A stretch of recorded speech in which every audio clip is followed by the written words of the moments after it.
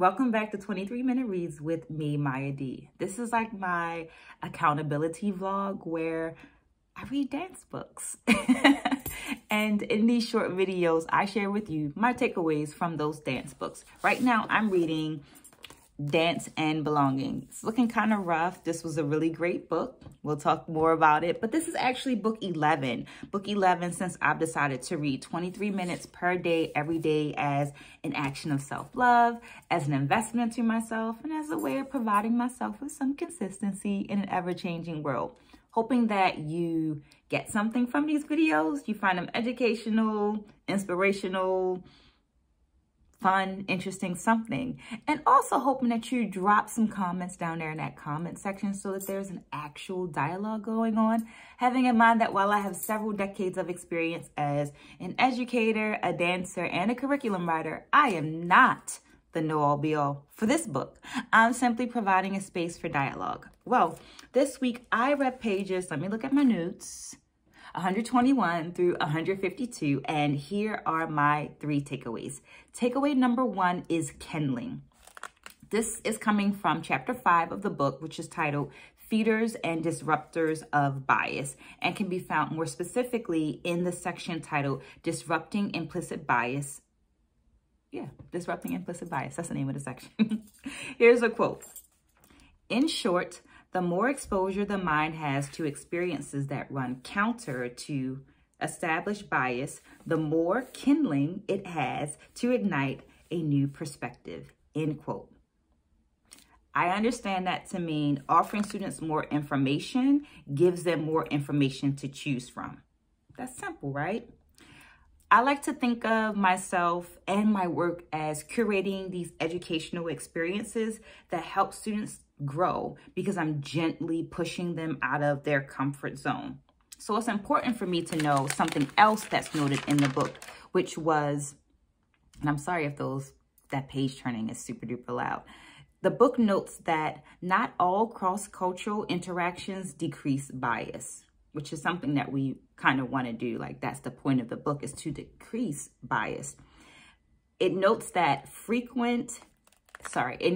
infrequent competition-based short-term experiences can actually increase anxiety of students and of people, right?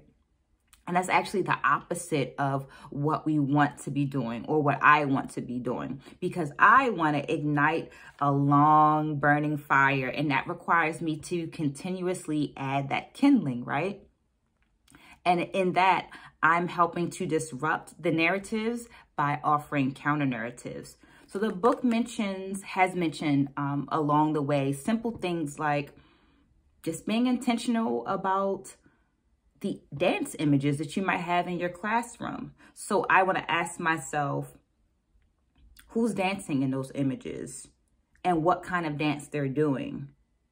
And we'll get into some like longer ideas a little later, but right now you could always drop some additional ideas in those comments just so that I know you're here with me as we go on to takeaway number 2. Takeaway number 2 is slowing down. I feel like slowing down is the lesson that I pulled from the pandemic. There was a lot more time to think about where I was going, why was I going there, and things like that. There was more space. So in that space of that time and slowing down, I could also think about what was important to me and whether I really needed to be rushing to these spaces, right? Because things are moving a lot slower. And that's certainly a lesson that's provided me a lot of clarity for moving forward in my life. It's provided additional perspectives about my behaviors, what's necessary, what needs to be done, what doesn't need to be done, what do I value, why am I doing this, and who told me I need to do this. But the book offers a more specific quote in relation to dance. Here we go. The first step in this somatic process is the practice of slowing down, the patterning, whether that be of thought, of language, or behavior, and tracking the sensations in the body as cognitive dissonance arises.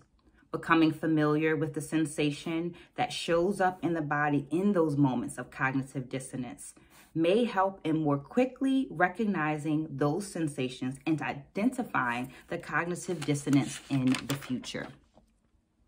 So this quote is also coming from chapter 5, but from a section called A Somatic Approach, Attuning, Checking In.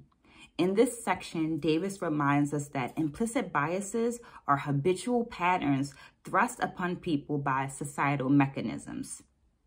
This means intentional actions must be taken in order to break the habit, right?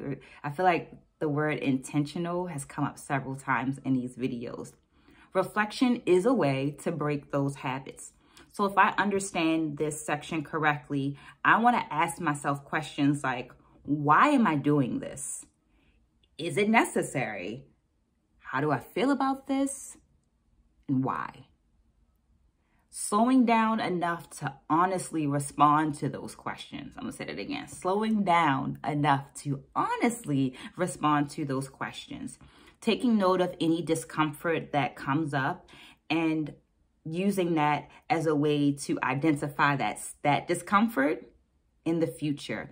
And I feel like as I'm reading this, it reminds me of a article written on African dance as a modality for healing and sensing. And one of the things that was brought up in that article was the ability to, in movement, the ability to tap into a feeling, right? So tapping into anger so that I can perform a piece about anger, but how that teaches my body to regulate it, right? So if I can turn it on and off on the dance floor, then I can assess it, turn it on and off of the dance floor too, right? So these check-ins of how you feel, why you're feeling that, and using that information in the future to better help you navigate certain situations.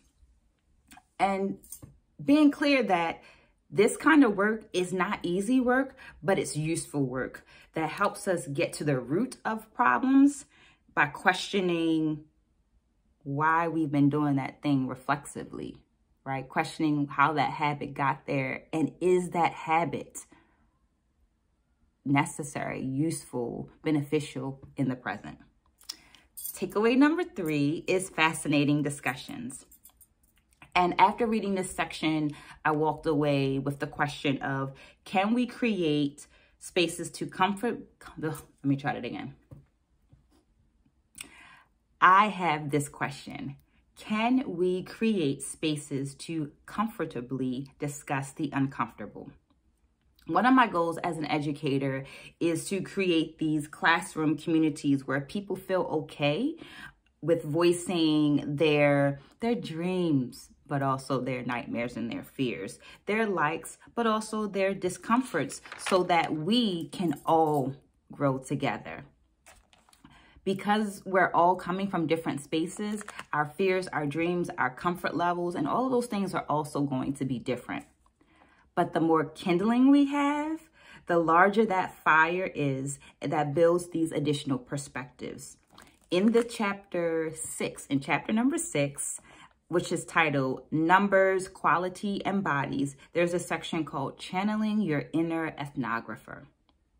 And in that section, Davis recounts this fascinating discussion between students as they express their views about movements shared by other classmates. So classmates shared some movements, and then the audience members or the people that view that movement are now talking about it, and because they have to experiment with that movement.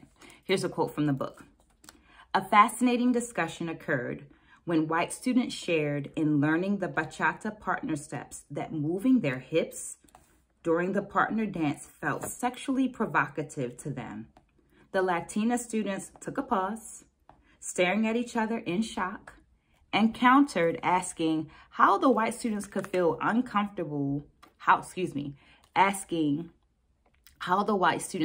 comfortable rolling on the floor in their fan rolls, spreading their legs with their pelvises facing the audience, but feel moving their hips in the bachata choreography was provocative, end quote.